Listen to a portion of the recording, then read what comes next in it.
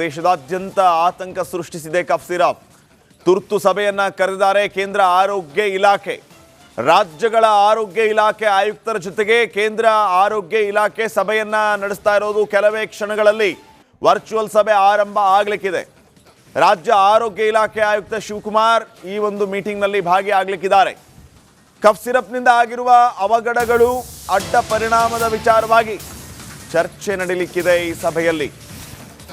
ಇನ್ನು ಸಭೆಯ ಬಳಿಕ ರಾಜ್ಯಗಳಿಗೆ ಗೈಡ್ಲೈನ್ಸ್ ಅನ್ನು ಜಾರಿ ಮಾಡುವ ಸಾಧ್ಯತೆ ಇದೆ. ರಾಜ್ಯವ್ಯಾಪಿ ಅಗತ್ಯ ಕ್ರಮ ಕೈಗೊಳ್ಳೋದಕ್ಕೆ ಸೂಚನೆ ನೀಡುವ ಸಾಧ್ಯತೆ ಇದೆ ಕೇಂದ್ರ. ನಾಳೆ ರಾಜ್ಯ ಆರೋಗ್ಯ ಇಲಾಖೆಯಿಂದಲೂ ಕೂಡ ಸಭೆ ಆಗುವ ಸಾಧ್ಯತೆ ಇದೆ.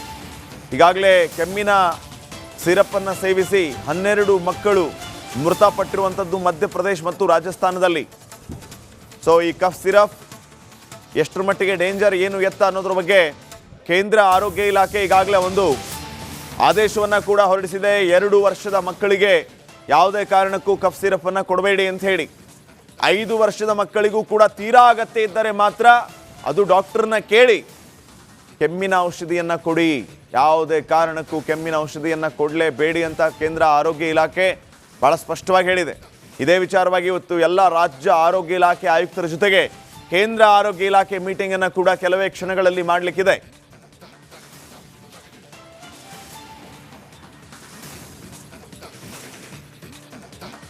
ಇನ್ನಷ್ಟು ಅಪ್ಡೇಟ್ಸ್ ಅನ್ನು ಕೊಡ್ತಾರೆ ಪ್ರತಿನಿಧಿ ವೀರೇಶ್. ಈಗ ನೇರ ಸಂಪರ್ಕದಲ್ಲಿ ಜಾಯ್ನ್ ಆಗಿದ್ದಾರೆ. ವೀರೇಶ್, ನಾವು ಗಮನಿಸಿದ್ದೀವಿ ಮೊನ್ನೆ ಎಂಥ ಒಂದು ಅವಾಂತರ ಆಗೋಗಿತ್ತು ಅಂತ ಹೇಳಿ. ಕೆಮ್ಮಿನ ಔಷಧಿಯನ್ನು ಸೇವಿಸಿಯೇ ಮಕ್ಕಳು ಮೃತಪಟ್ಟಿರುವಂಥದ್ದು ಇಡೀ ದೇಶದಾದ್ಯಂತ ಆತಂಕಕ್ಕೆ ಕಾರಣ ಆಗಿದೆ. ಇವತ್ತು ಸಭೆ ಕೂಡ ಆಗ್ತಾ ಇದೆ ಕೇಂದ್ರ ಸರ್ಕಾರದಿಂದ. ಏನೆಲ್ಲ ಅಪ್ಡೇಟ್ಸ್ ಕೊಡ್ತೀರಿ?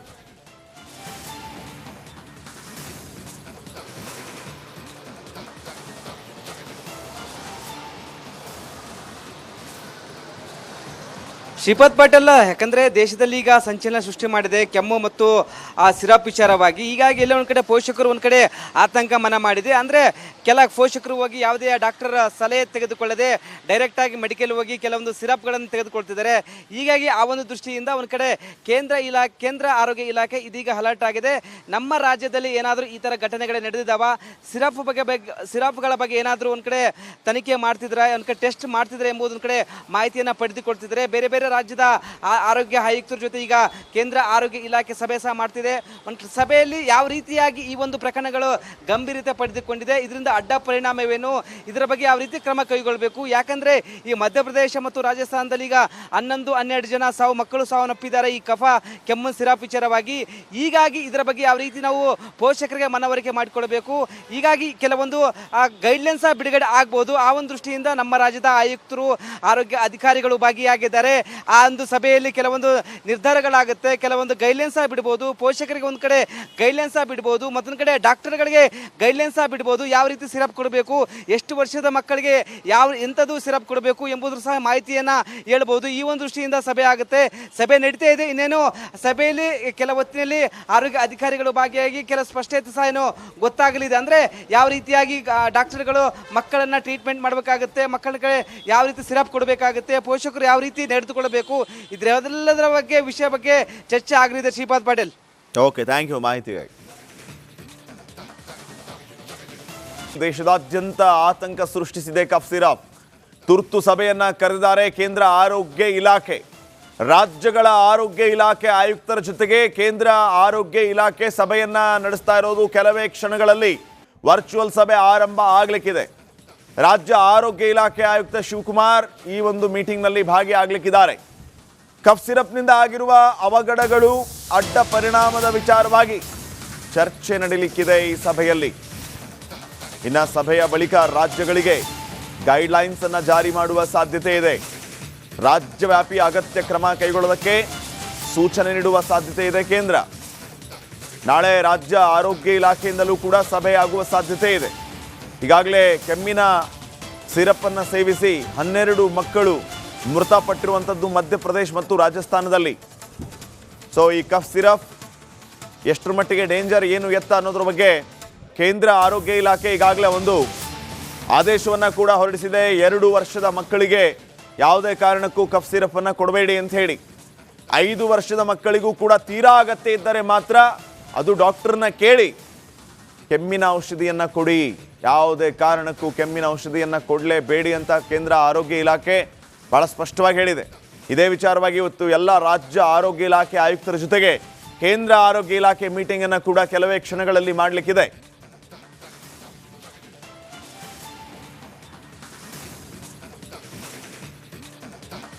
ಇನ್ನಷ್ಟು ಅಪ್ಡೇಟ್ಸ್ ಅನ್ನು ಕೊಡ್ತಾರೆ ಪ್ರತಿನಿಧಿ ವೀರೇಶ್. ಈಗ ನೇರ ಸಂಪರ್ಕದಲ್ಲಿ ಜಾಯ್ನ್ ಆಗಿದ್ದಾರೆ. ವೀರೇಶ್, ನಾವು ಗಮನಿಸಿದ್ದೀವಿ ಮೊನ್ನೆ ಎಂಥ ಒಂದು ಅವಾಂತರ ಆಗೋಗಿತ್ತು ಅಂತ ಹೇಳಿ. ಕೆಮ್ಮಿನ ಔಷಧಿಯನ್ನು ಸೇವಿಸಿಯೇ ಮಕ್ಕಳು ಮೃತಪಟ್ಟಿರುವಂಥದ್ದು ಇಡೀ ದೇಶದಾದ್ಯಂತ ಆತಂಕಕ್ಕೆ ಕಾರಣ ಆಗಿದೆ. ಇವತ್ತು ಸಭೆ ಕೂಡ ಆಗ್ತಾ ಇದೆ ಕೇಂದ್ರ ಸರ್ಕಾರದಿಂದ. ಏನೆಲ್ಲ ಅಪ್ಡೇಟ್ಸ್ ಕೊಡ್ತೀರಿ?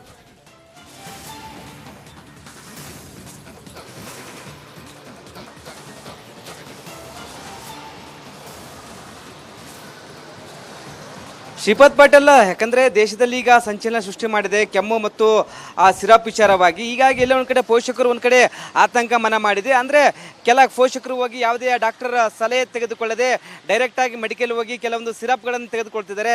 ಹೀಗಾಗಿ ಆ ಒಂದು ದೃಷ್ಟಿಯಿಂದ ಒಂದು ಕಡೆ ಕೇಂದ್ರ ಆರೋಗ್ಯ ಇಲಾಖೆ ಇದೀಗ ಅಲರ್ಟ್ ಆಗಿದೆ. ನಮ್ಮ ರಾಜ್ಯದಲ್ಲಿ ಏನಾದರೂ ಈ ಥರ ಘಟನೆಗಳು ನಡೆದಿದ್ದಾವ, ಸಿರಪ್ಗಳ ಬಗ್ಗೆ ಏನಾದರೂ ಒಂದು ಕಡೆ ತನಿಖೆ ಮಾಡ್ತಿದ್ರೆ, ಒಂದು ಕಡೆ ಟೆಸ್ಟ್ ಮಾಡ್ತಿದ್ರೆ ಎಂಬುದು ಒಂದು ಕಡೆ ಮಾಹಿತಿಯನ್ನು ಪಡೆದುಕೊಳ್ತಿದ್ದಾರೆ. ಬೇರೆ ಬೇರೆ ರಾಜ್ಯದ ಆರೋಗ್ಯ ಆಯುಕ್ತರ ಜೊತೆ ಈಗ ಕೇಂದ್ರ ಆರೋಗ್ಯ ಇಲಾಖೆ ಸಭೆ ಸಹ ಮಾಡ್ತಿದೆ. ಒಂದು ಸಭೆಯಲ್ಲಿ ಯಾವ ರೀತಿಯಾಗಿ ಈ ಒಂದು ಪ್ರಕರಣಗಳು ಗಂಭೀರತೆ ಪಡೆದುಕೊಂಡಿದೆ, ಇದರಿಂದ ಅಡ್ಡ ಪರಿಣಾಮವೇನು, ಇದರ ಬಗ್ಗೆ ಯಾವ ರೀತಿ ಕ್ರಮ ಕೈಗೊಳ್ಳಬೇಕು. ಯಾಕಂದ್ರೆ ಈ ಮಧ್ಯಪ್ರದೇಶ ಮತ್ತು ರಾಜಸ್ಥಾನದಲ್ಲಿ ಈಗ 11-12 ಜನ ಮಕ್ಕಳು ಸಾವನ್ನಪ್ಪಿದ್ದಾರೆ ಈ ಕೆಮ್ಮು ಸಿರಪ್ ವಿಚಾರವಾಗಿ. ಹೀಗಾಗಿ ಇದರ ಬಗ್ಗೆ ಯಾವ ರೀತಿ ನಾವು ಪೋಷಕರಿಗೆ ಮನವರಿಕೆ ಮಾಡಿಕೊಳ್ಬೇಕು. ಹೀಗಾಗಿ ಕೆಲವೊಂದು ಗೈಡ್ಲೈನ್ಸ್ ಬಿಡುಗಡೆ ಆಗ್ಬೋದು. ಆ ಒಂದು ದೃಷ್ಟಿಯಿಂದ ನಮ್ಮ ರಾಜ್ಯದ ಆಯುಕ್ತರು, ಆರೋಗ್ಯ ಅಧಿಕಾರಿಗಳು ಭಾಗಿಯಾಗಿದ್ದಾರೆ.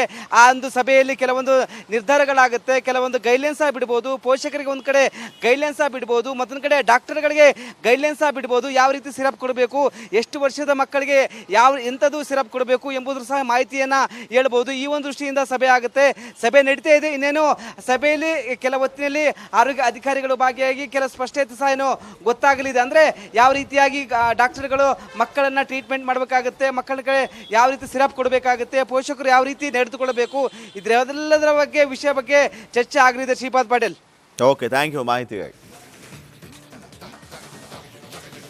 ದೇಶದಾದ್ಯಂತ ಆತಂಕ ಸೃಷ್ಟಿಸಿದೆ ಕಫ್ ಸಿರಪ್. ತುರ್ತು ಸಭೆಯನ್ನ ಕರೆದಿದ್ದಾರೆ ಕೇಂದ್ರ ಆರೋಗ್ಯ ಇಲಾಖೆ.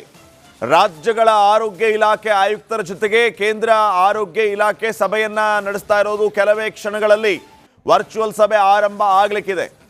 ರಾಜ್ಯ ಆರೋಗ್ಯ ಇಲಾಖೆ ಆಯುಕ್ತ ಶಿವಕುಮಾರ್ ಈ ಒಂದು ಮೀಟಿಂಗ್ನಲ್ಲಿ ಭಾಗಿಯಾಗಲಿಕ್ಕಿದ್ದಾರೆ. ಕಫ್ ಸಿರಪ್ನಿಂದ ಆಗಿರುವ ಅವಘಡಗಳು, ಅಡ್ಡ ಪರಿಣಾಮದ ವಿಚಾರವಾಗಿ ಚರ್ಚೆ ನಡೆಯಲಿಕ್ಕಿದೆ ಈ ಸಭೆಯಲ್ಲಿ. ಇನ್ನು ಸಭೆಯ ಬಳಿಕ ರಾಜ್ಯಗಳಿಗೆ ಗೈಡ್ಲೈನ್ಸ್ ಅನ್ನು ಜಾರಿ ಮಾಡುವ ಸಾಧ್ಯತೆ ಇದೆ. ರಾಜ್ಯವ್ಯಾಪಿ ಅಗತ್ಯ ಕ್ರಮ ಕೈಗೊಳ್ಳೋದಕ್ಕೆ ಸೂಚನೆ ನೀಡುವ ಸಾಧ್ಯತೆ ಇದೆ ಕೇಂದ್ರ. ನಾಳೆ ರಾಜ್ಯ ಆರೋಗ್ಯ ಇಲಾಖೆಯಿಂದಲೂ ಕೂಡ ಸಭೆ ಆಗುವ ಸಾಧ್ಯತೆ ಇದೆ. ಈಗಾಗಲೇ ಕೆಮ್ಮಿನ ಸಿರಪ್ಪನ್ನು ಸೇವಿಸಿ 12 ಮಕ್ಕಳು ಮೃತಪಟ್ಟಿರುವಂಥದ್ದು ಮಧ್ಯಪ್ರದೇಶ ಮತ್ತು ರಾಜಸ್ಥಾನದಲ್ಲಿ. ಸೊ ಈ ಕಫ್ ಸಿರಪ್ ಎಷ್ಟರ ಮಟ್ಟಿಗೆ ಡೇಂಜರ್, ಏನು ಎತ್ತ ಅನ್ನೋದ್ರ ಬಗ್ಗೆ ಕೇಂದ್ರ ಆರೋಗ್ಯ ಇಲಾಖೆ ಈಗಾಗಲೇ ಒಂದು ಆದೇಶವನ್ನು ಕೂಡ ಹೊರಡಿಸಿದೆ. 2 ವರ್ಷದ ಮಕ್ಕಳಿಗೆ ಯಾವುದೇ ಕಾರಣಕ್ಕೂ ಕಫ್ ಸಿರಪ್ಪನ್ನು ಕೊಡಬೇಡಿ ಅಂತ ಹೇಳಿ. 5 ವರ್ಷದ ಮಕ್ಕಳಿಗೂ ಕೂಡ ತೀರಾ ಅಗತ್ಯ ಇದ್ದರೆ ಮಾತ್ರ ಅದು ಡಾಕ್ಟರ್ನ ಕೇಳಿ ಕೆಮ್ಮಿನ ಔಷಧಿಯನ್ನು ಕೊಡಿ, ಯಾವುದೇ ಕಾರಣಕ್ಕೂ ಕೆಮ್ಮಿನ ಔಷಧಿಯನ್ನು ಕೊಡಲೇಬೇಡಿ ಅಂತ ಕೇಂದ್ರ ಆರೋಗ್ಯ ಇಲಾಖೆ ಭಾಳ ಸ್ಪಷ್ಟವಾಗಿ ಹೇಳಿದೆ. ಇದೇ ವಿಚಾರವಾಗಿ ಇವತ್ತು ಎಲ್ಲ ರಾಜ್ಯ ಆರೋಗ್ಯ ಇಲಾಖೆ ಆಯುಕ್ತರ ಜೊತೆಗೆ ಕೇಂದ್ರ ಆರೋಗ್ಯ ಇಲಾಖೆ ಮೀಟಿಂಗನ್ನು ಕೂಡ ಕೆಲವೇ ಕ್ಷಣಗಳಲ್ಲಿ ಮಾಡಲಿಕ್ಕಿದೆ.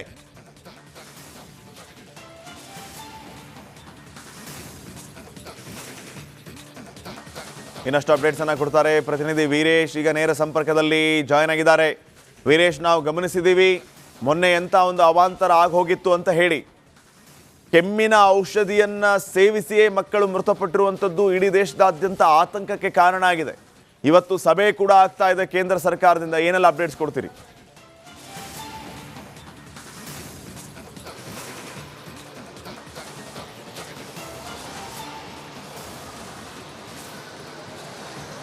ಶ್ರೀಪಾದ್ ಪಾಟೀಲ್, ಯಾಕಂದರೆ ದೇಶದಲ್ಲಿ ಈಗ ಸಂಚಲನ ಸೃಷ್ಟಿ ಮಾಡಿದೆ ಕೆಮ್ಮು ಮತ್ತು ಆ ಸಿರಪ್ ವಿಚಾರವಾಗಿ. ಹೀಗಾಗಿ ಎಲ್ಲ ಒಂದು ಕಡೆ ಪೋಷಕರು ಒಂದು ಕಡೆ ಆತಂಕ ಮನ ಮಾಡಿದೆ. ಅಂದರೆ ಕೆಲ ಪೋಷಕರು ಹೋಗಿ ಯಾವುದೇ ಡಾಕ್ಟರ್ ಸಲಹೆ ತೆಗೆದುಕೊಳ್ಳದೆ ಡೈರೆಕ್ಟಾಗಿ ಮೆಡಿಕಲ್ ಹೋಗಿ ಕೆಲವೊಂದು ಸಿರಪ್ಗಳನ್ನು ತೆಗೆದುಕೊಳ್ತಿದ್ದಾರೆ. ಹೀಗಾಗಿ ಆ ಒಂದು ದೃಷ್ಟಿಯಿಂದ ಒಂದು ಕಡೆ ಕೇಂದ್ರ ಆರೋಗ್ಯ ಇಲಾಖೆ ಇದೀಗ ಅಲರ್ಟ್ ಆಗಿದೆ.